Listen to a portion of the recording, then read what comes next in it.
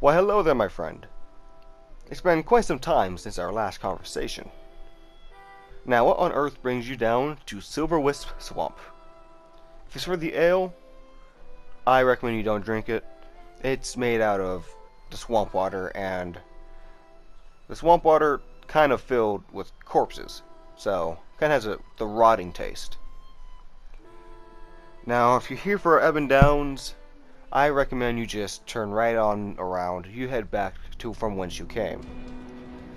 Ebon Downs is really just a burial ground.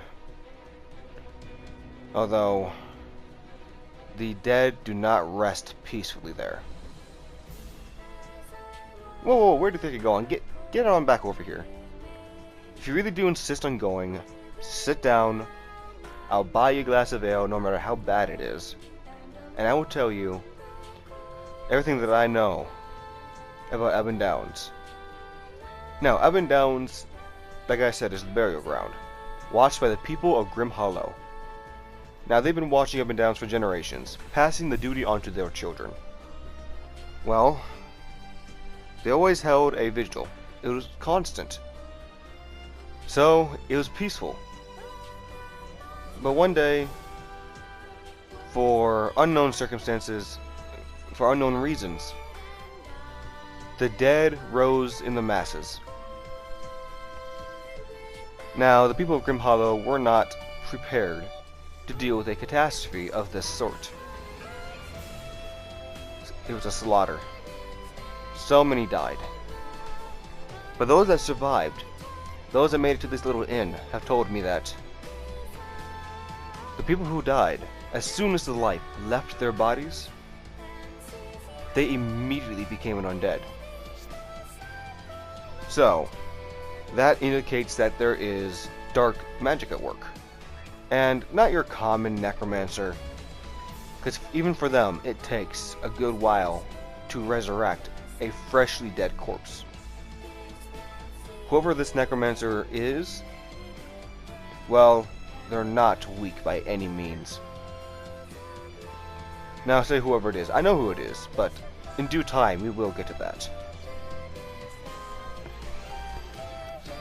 Now, there's one thing I should hand to you. And that are these written letters I have found off the corpses of grave robbers and thieves. Now, I'm not going to bother telling you about these, because if anything, they'll help you figure out a little bit more about the area. So I'll just hand them to you. You do what you will with them. But I will say this. I went to the library in Grim Hollow, and there is some pretty interesting information there. Now, the library contains some documents about those who were buried here. People from 5 different tribes. Now, the first one was Ragnaros of the Great Worm. When his lover died in a battle, he was stricken with grief. He eventually cast off his namesake and took on the name the Death Serpent. And he became a very murderous and cruel person. Second was Kron Waverider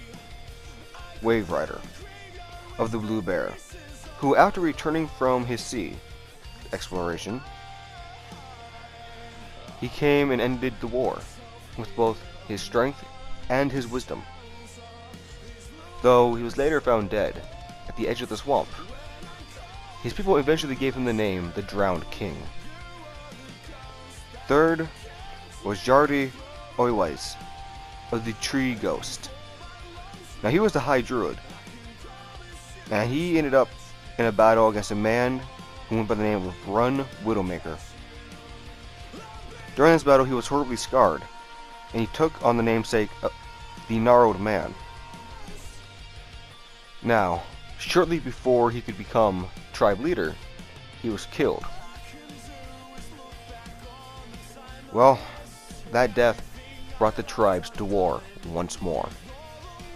The fourth person I found was Harl Hornstrike, who, after starting another war, conquered all the tribes and became a tyrant.